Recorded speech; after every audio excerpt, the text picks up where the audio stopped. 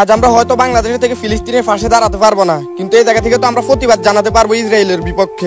Donald Trump সহ যারা এখন মুসলমানদের উপর অত্যাচার করতেছে, বিশ্বাস করেন ভাই একদিন তাদের কঠিন বিচার হবে। হ্যালো এভরিওয়ান, আসসালামু আলাইকুম। কি অবস্থা তোমাদের? আই হোপ আল্লাহর রহমতে তোমরা সকলেই ভালো আছো, কিন্তু বিশ্বাস করো ভাই আমার মন মেজাজ কোনোটাই ভালো নাই। ফিলিস্তিনের উপর ইসরায়েল যেভাবে ভাই অত্যাচার করতেছে ভাই, মুসলমান হয়ে এই জিনিসগুলো আমাদের সহ্য করার বাইরে চলে গেছে। এই জিনিসগুলো তো আমরা কোনোভাবে মুসলমান হয়ে মানতে পারি না। হয়তো আমরা এই বাংলাদেশ থেকে আমরা ইসরায়েলের উপর কিছু করতে পারবো না, আমরা কোনো ইসরায়েলদেরকে আক্রমণ করতে পারবো না পারবো কিছু করতে, কিন্তু আমরা এই বাংলাদেশ থেকে তো আমরা তাদের বিরুদ্ধে তো আমরা প্রতিবাদ জানাইতে পারবো। যেহেতু আমরা তাদের জন্য কিছু করতে পারবো না, এই কারণে ফিলিস্তিনের মুসলমানদের জন্য আমরা একটা আজকে প্রতিবাদমূলক মিছিল বাইর করছি। এখানে ছোট বড় সবাই মিলেই কিন্তু আজকে আমরা প্রতিবাদটা করতেছিলাম। আর ওই যে পিছনে দেখতেছেন যে জিনিসগুলা, ওই জিনিসগুলোর মধ্যে ডোনাল্ড ট্রাম্পের আপনার ছবি লাগানো ছিল, আর ওই জিনিসগুলোর মধ্যে আমরা পরবর্তীতে আগুন লাগাই দিয়েছিলাম। বিশ্বাস করেন ভাই, তাদেরকে যদি মুসলমানরা সামনে পাইতো তাহলে তাদের অস্তিত্ব আর ঠিক রাখতো না। আপনার সামনে যদি তারা পড়তো তাহলে আপনি কি করতেন? ওই জিনিসটা কমেন্ট বক্স খোলা আছে, আপনি ওই জায়গার মধ্যে আপনার মন্তব্য জানাইতে পারেন। ফিলিস্তিনের মধ্যে গত কয়েকদিন আগে এরকম একটা ঘটনা ঘটছিল। একটা বাচ্চা যখন মারা যায় তখন বাচ্চার জামা কাপড় গুলো তার বাবা খুঁজা নিতেছিল, আর বলতেছে এখন আমার বাচ্চা মারা গেছে, কয়েকদিন পর হয়তোবা আমিও মারা যাবো, আমি আরো তাড়াতাড়ি মরে যেতে চাই, আমি মরে গেলে হয়তোবা আমি আমার বাচ্চার সাথে জান্নাতে সুন্দরভাবে থাকতে পারবো। ইসরায়েল যেভাবে ফিলিস্তিনের উপর অত্যাচার করতেছে ভাই, আমরা মুসলমান হয়ে একজন মুসলমানের উপর এরকম অত্যাচার হইতেছে, আমরা এই জিনিসগুলো চুপ কোনোভাবে থাকতে পারি না।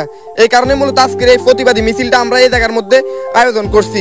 আপনারা যারা যারা এখনো পর্যন্ত আপনাদের ওই জায়গায় করেন নাই, তাহলে ভাই আপনাদের কাছে আমার একটা রিকোয়েস্ট থাকবো, অন্তত তাদের বিরুদ্ধে যদি কিছু করতে না পারেন, এরকম একটা প্রতিবাদী মিছিল আপনারা এই জায়গা থেকে করতে পারেন। আর এখন যদি আপনারা বলেন যে কেউ তো করতেছেন, আমরা কিভাবে করি? ভাই আপনি প্রথমে এগিয়ে আসেন, দেখবেন যে আপনার পিছে দেখবেন যে আরো 10 জন মানুষ চলে আসবো।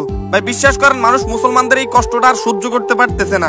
আর কিভাবে আমরা সহ্য করবো এই জিনিসটা বলেন? এখানে যেহেতু ভাই আয়োজনটা ভালো করে শেষ হয় নাই, মাত্র শুরু করছে, এই কারণে আমি তার ভালো করেও মারতে পারতেছিলাম না। মানে তারা যে মারমু, ওই জিনিসটা যদি আমি ভালো করে মারি তাহলে জিনিসটাই ভাঙ্গা দেবো ভাই, এত পরিমাণ আমার গায়ের ভিতর জিত ছিল।